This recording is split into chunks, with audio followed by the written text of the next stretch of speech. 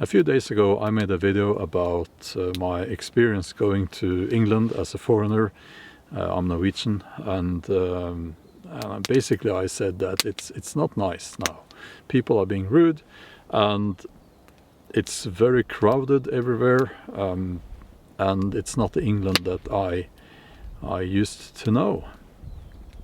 And lots of people from England have reached out to me, and they are telling me, don't give up on us quite yet. And I won't. And in this video I want to say a few words about that fighting spirit, because I'm seeing it. I'm seeing that English fighting spirit. I'm seeing an uprising among the English. Well, all the Brits, all the people in, in Scotland, in Wales, and England. But first of all, welcome to my shelter here by the river, the Silver River, as I like to call it. It's a beautiful place. I haven't been here for months now, but the shelter is still standing. Yeah, I made some notes. And as I often say, it's serious when I made notes. But this is a serious matter, actually. It really is. Because I love England. I really do. And I've been there many times up through the years. And I view it as my second home country. So in my notes here I wrote, the English are rising. And that's what I'm seeing.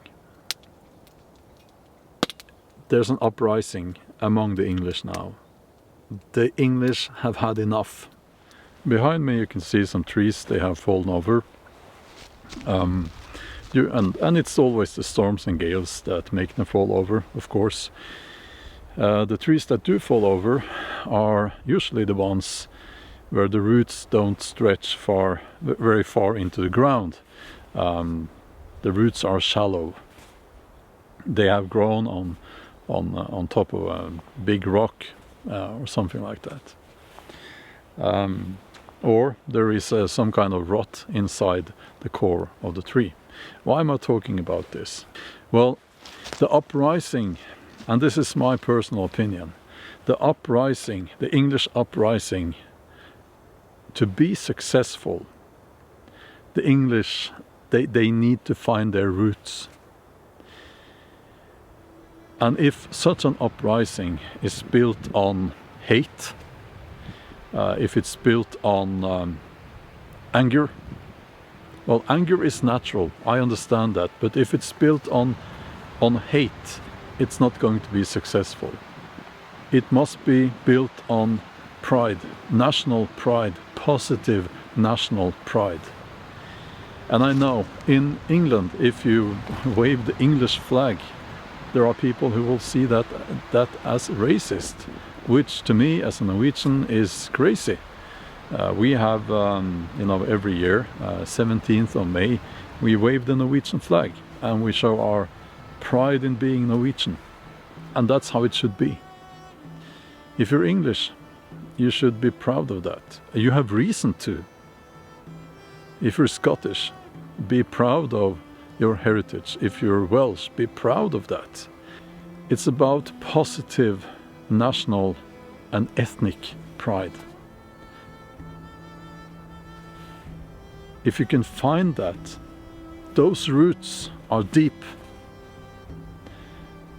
and the uprising will be successful. For the love of your land. The land is not exactly the same as your country. The land stretches further back in time. It goes deeper. It's a much more spiritual thing. And I believe that the English uprising must be based on love for the land. And I'm seeing that. I am seeing that. And in all these messages that I have received, what I'm seeing there is love. Not so often hate, but love for what is English.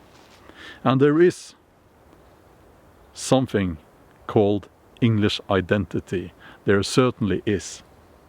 And I know that in the entire UK, there are people, politicians especially, saying that the British identity is nothing. It's just a mixture of other things. Well, you could say that about any culture, right? But there is both a British identity, a Scottish identity, an English identity, a Welsh identity, and we could break this down into smaller areas, right? Within that wonderful, beautiful island. For the love of the land.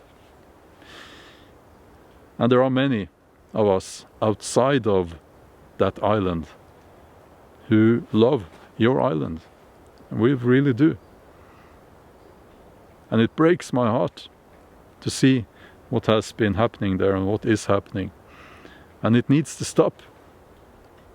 And that's not a racist thing to say when I say that the immigration needs to stop now.